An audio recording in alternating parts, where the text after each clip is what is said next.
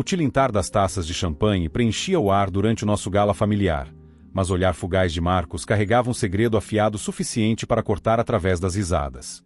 Eu o captei por uma fração de segundo antes que ele desviasse o olhar, seu sorriso perfeito demais, muito ensaiado. Eu tinha 12 anos quando senti pela primeira vez o peso das expectativas do meu pai, Vitor, um homem que moldava nossa família como uma peça teatral para o mundo admirar. Ele já havia sido casado antes, com a mãe de Marcos, mas o divórcio deixou Marcos em sua órbita, um peão de 6 meses em um jogo de guarda compartilhada. Depois veio minha mãe. Clara e eu éramos o segundo ato na grande produção de Vitor. Para o mundo exterior, meus pais eram a imagem do amor, todos os toques suaves e sorrisos calorosos em eventos como esse. Mas em casa, as cortinas caíam.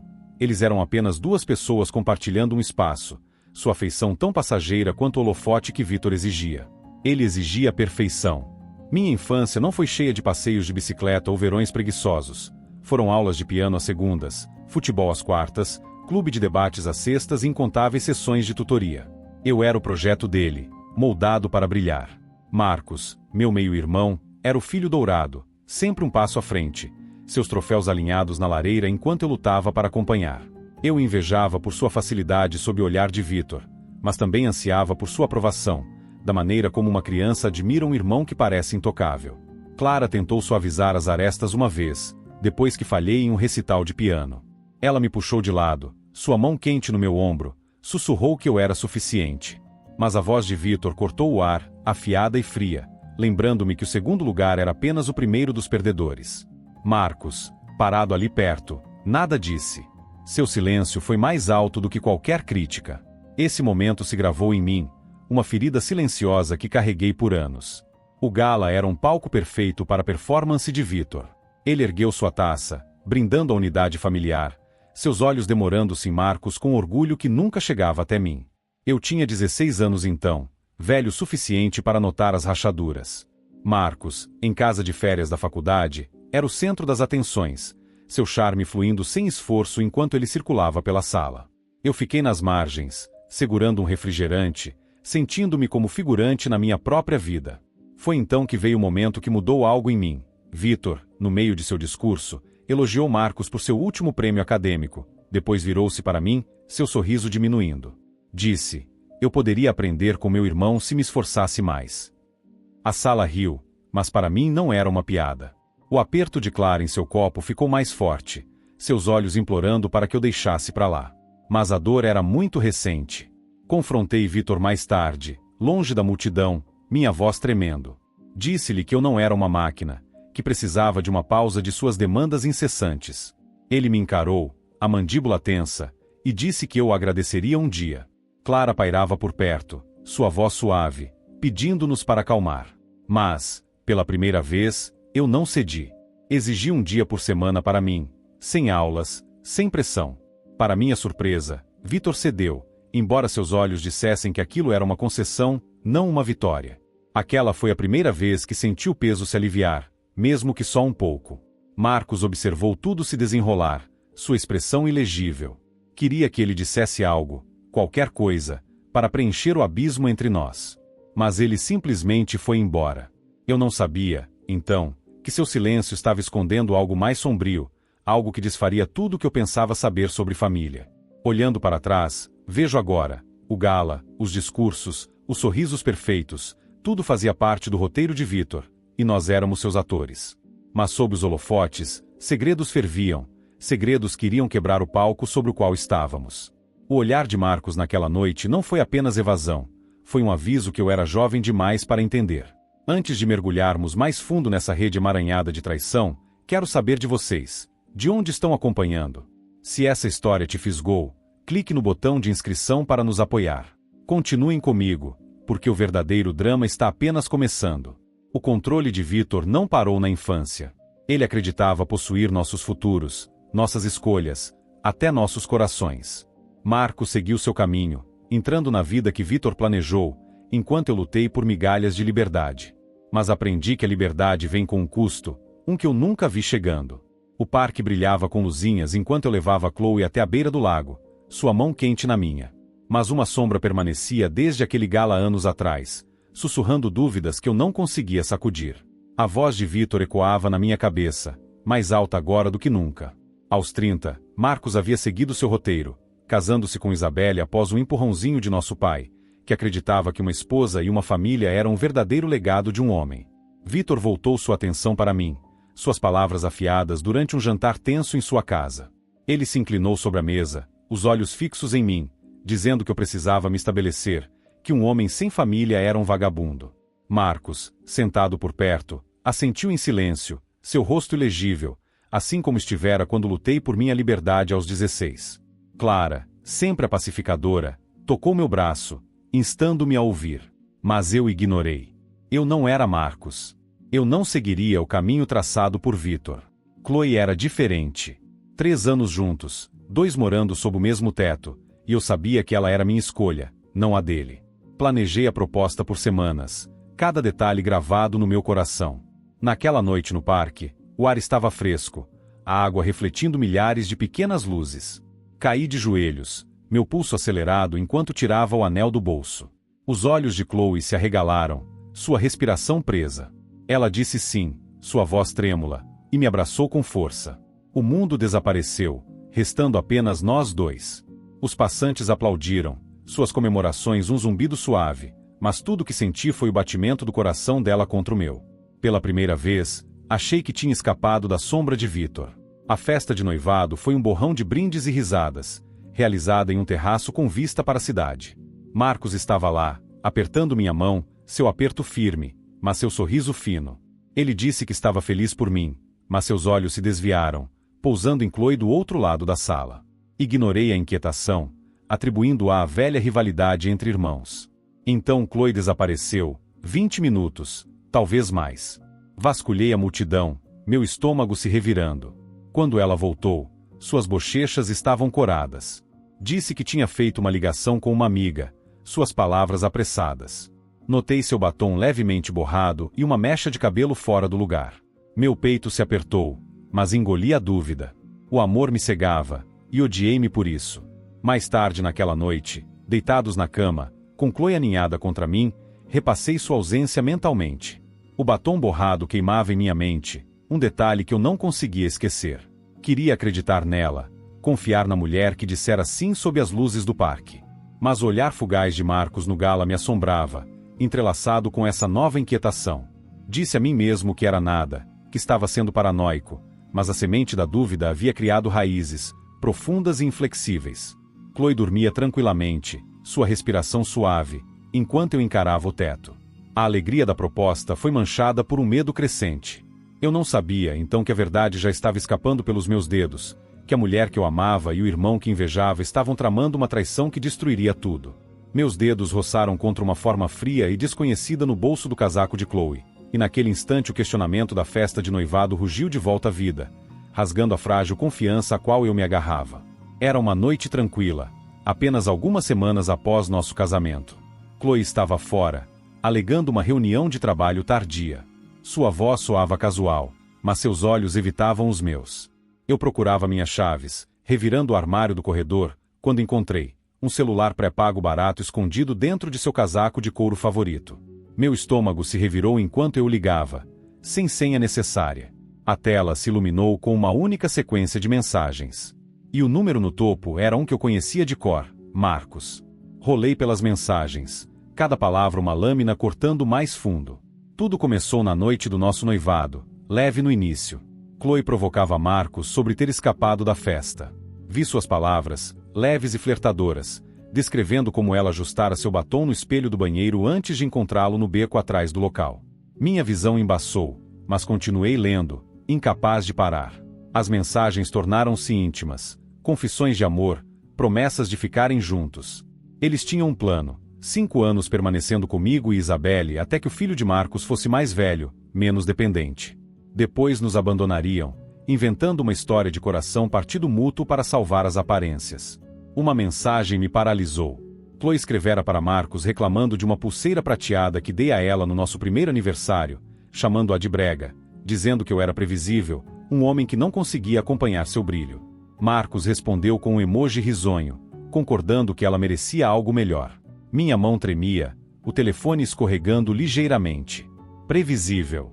A palavra queimava, uma humilhação mais afiada do que a própria traição. Imaginei-a usando aquela pulseira, sorrindo para mim do outro lado da mesa de jantar enquanto me ridicularizava em segredo. O quarto girou enquanto eu caía no chão, o casaco amassado em meu colo. Cada momento com Chloe passou pela minha mente. Seu sim ao lado do lago, seu riso no casamento, sua mão na minha, mentiras, todas elas. E Marcos, o irmão que eu invejava, aquele contra quem sempre me comparei, havia estado ao meu lado, brindando a minha felicidade enquanto planejava roubá-la. O beco atrás da festa, o batom borrado, tudo se encaixou como um quebra-cabeça que eu era cego demais para resolver. A raiva surgiu, quente e ofuscante. Peguei meu telefone, tirando capturas de tela de cada mensagem incriminadora, meus dedos movendo-se por instinto. Não permitiria que eles torcessem isso, não deixaria que dissessem ser um mal-entendido. Meu peito arfava enquanto cambaleava até nosso quarto, arrancando gavetas e enfiando roupas em uma bolsa. Não podia ficar ali, não nesta casa, não com o cheiro dela impregnado nos travesseiros. Ao pegar meus sapatos, meu cotovelo derrubou um vaso de cerâmica de nosso casamento, um presente de Clara. Ele se espatifou no chão, fragmentando-se em pedaços irregulares. O som ecoou como meu coração partido. Encarei os cacos, minha respiração irregular, vendo nossos votos em cada fragmento. Deixei o telefone na cama, a tela ainda brilhava com a traição deles, uma acusação silenciosa para quando Chloe retornasse. Sem bilhete, sem explicação, ela saberia. Com a bolsa pendurada no ombro, saí pela porta, que bateu atrás de mim. No carro, liguei para meu advogado, minha voz firme apesar da tempestade dentro de mim. Disse a ele que queria o divórcio, sem pensão, sem acordo, nada para Chloe. Ele disse que começaria a papelada, observando que provas de um caso fortaleceriam meu caso. Olhei para as capturas de tela, uma satisfação sombria se instalando. Eu tinha mais do que o suficiente. Enquanto dirigia sem rumo pela cidade, agarrei o volante, a memória das palavras zombeteiras de Chloe repetindo-se na minha cabeça. Asterisco previsível asterisco, asterisco tac asterisco. Cada uma delas alimentava minha determinação. Mas sob a raiva, uma dor oca crescia. Eu a amara, construíra uma vida ao redor dela, e ela jogará fora. Marcos, o irmão que sempre me ofuscou, fazia parte da traição. A ferida não era apenas deles, era entalhada em cada momento em que confiei neles. Encostei no estacionamento de um hotel, o letreiro de neon piscando acima. Ao fazer o check-in, senti o peso do que viria a seguir. Isso não era apenas sobre Chloe ou Marcos. Era sobre a família em que eu acreditava, as mentiras que engoli e a verdade que não podia mais ignorar. O silêncio do quarto de hotel era ensurdecedor, mas a ligação de Vitor o quebrou. Sua voz gotejava urgência, puxando-me de volta a ferida aberta do celular pré-pago de Chloe e da traição de Marcos. Eu estava isolado havia 2 dias, as capturas de tela dos textos deles queimando um buraco no meu telefone, quando Vitor ligou. Seu tom era pesado, dizendo que sabia sobre o caso, que Marcos havia confessado. Segurei o receptor, esperando algum traço de empatia, mas, em vez disso, ele implorou por silêncio. Disse que Marcos estava apavorado de perder seu filho, que Isabelle poderia usar sua influência para tirar tudo dele, a custódia, a casa, sua reputação. Minha mandíbula se contraiu enquanto ele me pressionava a manter isso quieto, alegando que era para o bem de todos. Clara, ele acrescentou, concordava. Sua voz soava fraca ao fundo, implorando-me para pensar no filho de Marcos. Então veio a bomba. Vitor admitiu que já havia encoberto algo de Marcos antes, um caso com uma colega de trabalho anos atrás, abafado para salvar seu casamento. Meu sangue fervia. O irmão que invejei, aquele que Vitor sempre protegeu, foi escudado, enquanto eu fiquei à mercê de suas mentiras. Gravei a chamada, meus dedos firmes no aplicativo, sabendo que precisaria de provas caso tentassem distorcer isso depois. A voz de Vitor suavizou, sugerindo que eu poderia perdoar Chloe, assim como Clara o perdoou uma vez. Ele disse, casamentos sobrevivem a coisas piores. Você pode reconstruir. A audácia me sufocou. Suas palavras eram um tapa na cara, como se minha dor fosse uma inconveniência menor. Encerrei a chamada sem dizer uma palavra, meu coração martelando. A ideia de proteger Marcos, de engolir essa traição para preservar a imagem perfeita da família de Vitor, era impensável. Abri meu telefone, as capturas de tela me encarando de volta. A zombaria de Chloe sobre minha pulseira ainda ardia. Isabelle merecia a verdade, assim como eu. Digitei uma mensagem, meus dedos voando, expondo tudo. O caso, o plano de 5 anos, o riso de Marcos às minhas custas. Anexei as capturas de tela, cada uma pregando um prego no caixão deles, e cliquei em enviar. Então adicionei uma última linha, minha raiva transbordando. Disse a Isabelle que Vitor havia ligado, implorando que eu ficasse em silêncio, que Marcos estava com medo de que ela tomasse seu filho. Desliguei meu telefone, o peso de minha escolha assentando-se como uma pedra. Horas depois, liguei-o novamente, e o caos explodiu. Chamadas perdidas de Vitor, Clara, até primos distantes inundaram a tela. Mensagens me acusavam de destruir a família de Marcos, de lavar roupa suja em público. A mensagem de Clara se destacava, uma única linha dizendo que lamentava, mas que eu precisava consertar isso. Consertar isso, como se eu fosse o culpado, como se eu tivesse traído, como se eu tivesse mentido. Ignorei todas, rolando até a resposta de Isabelle. Suas palavras foram breves, geladas. Ela me agradeceu pela verdade, disse que Marcos pagaria. Nenhuma raiva, nenhuma lágrima, apenas uma resolução fria. Meu pulso acelerou, sabendo que ela gira rápido. Pela manhã, a notícia chegou através de um texto frenético de um primo. Isabelle estava acabada, o divórcio era inevitável. O plano de Vitor para proteger Marcos havia desmoronado, e senti uma satisfação sombria, mas também um vislumbre de inquietação. O filho de Marcos, uma criança de olhos brilhantes que eu já fizera pular no meu joelho, estava no meio do fogo cruzado. Empurrei o pensamento para longe, focando na justiça que entreguei. O hotel parecia mais seguro agora, uma fortaleza contra a ira da minha família. Mas eu sabia que isso era apenas o começo. Vitor não deixaria isso passar, e Marcos lutaria para salvar sua vida. Eu cruzei a linha, e não havia volta. O zumbido do saguão do hotel não conseguia abafar o eco das palavras geladas de Isabelle. Mas a chegada de Vitor e Marcos transformou meu refúgio em um campo de batalha. Seus gritos cortaram a tênue calma que eu lutara para manter nos dias após enviar a verdade para Isabelle. Meu telefone não parava de vibrar com o veneno da família. Tias, tios, até a irmã de Clara enviaram mensagens, rotulando-me como o vilão que destruiu a família de Marcos. Uma mensagem de Clara permaneceu, dizendo que eu me arrependeria de quebrar nossa família. Suas palavras carregavam culpa pesada. Apaguei todas elas, minha determinação endurecendo. Mas a solidão me rondava, uma dor silenciosa sob minha raiva. Então naquela tarde, a recepção ligou, sua voz tensa. 2 homens estavam causando uma cena, exigindo-me ver e se recusando a sair. Eu já sabia quem eram antes mesmo de ouvirem o nome de Vitor. Entrei no saguão com o coração acelerado para encontrar Vitor, rosto vermelho, apontando um dedo para a recepcionista enquanto Marcos pairava atrás dele, os olhos selvagens. O segurança permanecia firme, braços cruzados, mas o ar crepitava com tensão. Vitor me avistou, sua voz trovejando, dizendo que eu havia arruinado tudo e que precisava consertar minha bagunça. Marcos avançou, gritando que eu tinha destruído sua vida, as mãos fechadas em punhos.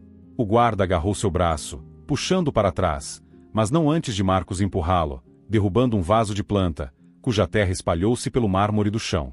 Hóspedes assistiam, celulares em punho, gravando o caos. Congelei. A cena surreal. A raiva do meu irmão era um reflexo da minha própria dor enterrada. Agora com a voz baixa, Vitor disse que tinha um plano.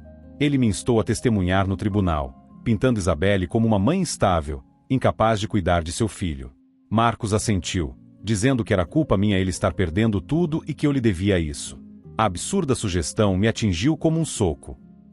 Ele, depois de roubar minha esposa, zombar e mentir por anos. Ri, amarga e friamente, dizendo que eles eram delirantes, que eu nunca mentiria por um traidor. O rosto de Vitor caiu e, por um momento, ele gaguejou uma desculpa, dizendo que só queria manter a família unida. Virei-me, dizendo ao guarda para banir os 2, classificando-os como uma ameaça, se necessário.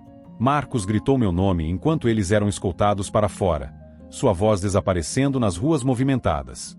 De volta ao quarto, desabei na cama, a adrenalina esvanecendo, deixando apenas exaustão. Meu telefone acendeu com mensagens de Chloe, uma enxurrada após dias de silêncio.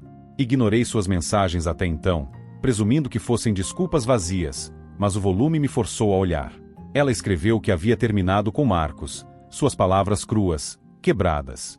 Disse que acreditara em suas promessas, em suas conversas sobre o futuro, até em uma viagem a Paris que ele jurou que fariam. Mas depois que Isabelle foi embora, Ele ficou frio, admitindo que nunca foi amor, apenas um jogo. Chloe implorou por perdão, dizendo que assinará os papéis do divórcio, sem levar nada porque não merecia. Sua desesperança transbordava pela tela, cada mensagem uma confissão de sua ingenuidade, de sua vergonha. Encarei as mensagens, sentindo nada. Nenhuma raiva, nenhuma pena, apenas um vazio onde o amor já viveu. O colapso de Chloe foi criação dela mesma, consequência de perseguir uma mentira. No entanto, um vislumbre de inquietação surgiu quando pensei no filho de Marcos, seu riso inocente agora enredado nessa bagunça. Empurrei o pensamento para longe, focando no divórcio. A rendição de Chloe significava nenhum combate, nenhuma batalha prolongada, apenas uma separação limpa que eu tanto desejava. Encaminhei seus textos para meu advogado, garantindo que cada palavra fosse documentada, um escudo contra qualquer futura decepção. As paredes do hotel pareciam se fechar, minha solidão tanto um conforto quanto um peso. Vitor e Marcos se foram, mas sua audácia permaneceu, um lembrete da família que nunca tive de verdade. As palavras de Chloe ecoavam fracamente, um fantasma da mulher que eu amei. Mas eu estava farto de fantasmas. A luta estava longe de acabar, e me preparei para o que viria a seguir, sabendo que enfrentaria isso sozinho. As paredes estéreis do hotel desapareceram quando voltei para casa. A ausência de Chloe era um fantasma em cada canto, mas o peso de sua traição e a raiva de Marcos me impulsionaram a reivindicar o que era meu. O divórcio foi finalizado rapidamente. Chloe manteve sua palavra, assinando os papéis sem briga. Ela levou apenas suas roupas, deixando-me a casa, os móveis, tudo o que construímos juntos. Voltei uma semana depois, a chave pesada em minha mão. A sala de estar parecia estranha, seu silêncio zombando das risadas que um dia compartilhamos. Fiquei paralisado, meus olhos traçando o local onde o vaso de casamento havia se quebrado, sua ausência uma cicatriz no piso de madeira. Decidi então apagar tudo, nova pintura, cobrir as paredes de azul profundo, substituir suas escolhas pastel. Troquei o sofá antigo por um de couro elegante, mudei as cortinas, os tapetes. Cada vestígio dela desapareceu. No entanto, cada mudança parecia abrir novamente uma ferida. A casa era um lembrete de um amor transformado em cinzas. Uma noite, enquanto desempacotava, encontrei uma pequena caixa no fundo do armário. Dentro, estava minha aliança de casamento, seu ouro reluzindo sob a luz, um relicário de votos agora quebrados. Meu peito se apertou, memórias da proposta no parque surgindo involuntariamente. Eu não queria aquilo, nem seu peso. Dirigi para uma instituição de caridade local no dia seguinte, doando a aliança. O ato de liberação silenciosa foi como exalar um suspiro que segurei por muito tempo. O voluntário me agradeceu, dizendo que ajudaria alguém em necessidade, e senti um lampejo de propósito, um passo em direção à cura. O divórcio de Marcos e Isabelle, diferente do meu, foi uma guerra aberta. Ouvi através de um amigo mútuo que Isabelle estava lutando por custódia total, pintando Marcos como um pai ausente. Sua evidência acumulava-se. Marcos contra-atacou, arrastando o nome dela pela lama, mas Isabelle permaneceu firme, sua determinação inabalável. Não senti pena dele. Ele tomou suas escolhas, assim como Chloe fez. Mas o filho de Marcos, um garoto de 4 anos com os mesmos olhos do pai, mas nenhum dos seus pecados, me assombrava. Eu o via em minha mente, dando risada em um churrasco em família, alheio à tempestade que dilacerava seu mundo. A culpa piscou por um momento, mas eu me lembrei de que não fui eu quem criou essa bagunça. Então veio uma mensagem que me paralisou. Isabelle escreveu, suas palavras simples, mas quentes. Ela disse que seu filho sentia minha falta e que eu poderia visitá-los a qualquer momento. Meu coração se iluminou, uma leveza rara atravessando a névoa. Respondi na hora, agradecendo-a e prometendo aparecer em breve. Aquele pequeno gesto, sua gentileza diante da nossa traição compartilhada, pareceu uma tábua de salvação. Imaginei o sorriso do menino, sua mãozinha na minha, e pela primeira vez em meses senti algo além de raiva ou perda. Joguei-me no trabalho, reconstruindo minha vida, tijolo por tijolo. A casa, antes um túmulo de memórias, começou a parecer minha novamente. Cada nova peça era uma forma de desafiar o passado. Aprendi verdades difíceis através da dor. A verdade, por mais brutal que seja, liberta. É uma lâmina que corta fundo, mas as feridas cicatrizam mais fortes. Coragem não é apenas enfrentar a traição, é escolher a si mesmo quando todos os outros exigem seu silêncio. E família não é só sangue ou obrigação. São as pessoas que reconhecem seu valor, como Isabelle, que ofereceu uma ponte quando outros a queimaram. Ainda não estou inteiro, mas estou seguindo em frente, um passo de cada vez. O riso do menino me espera, uma promessa de algo melhor. Vitor, Clara, Marcos, Chloe, suas sombras agora desaparecem a cada dia que escolho viver para mim. Essa jornada foi uma montanha-russa, cheia de reviravoltas que me deixaram atordoado. A jornada de hoje chega ao fim. Esse desfecho te satisfez ou te pegou de surpresa? Conte para nós nos comentários. E esse é o fim da história de hoje. Se você gostou, não se esqueça de deixar um like e comentar aqui embaixo. Se você é novo no canal, não esqueça de se inscrever. Isso me ajuda muito a continuar criando mais histórias para vocês. Obrigada por assistir e até a próxima!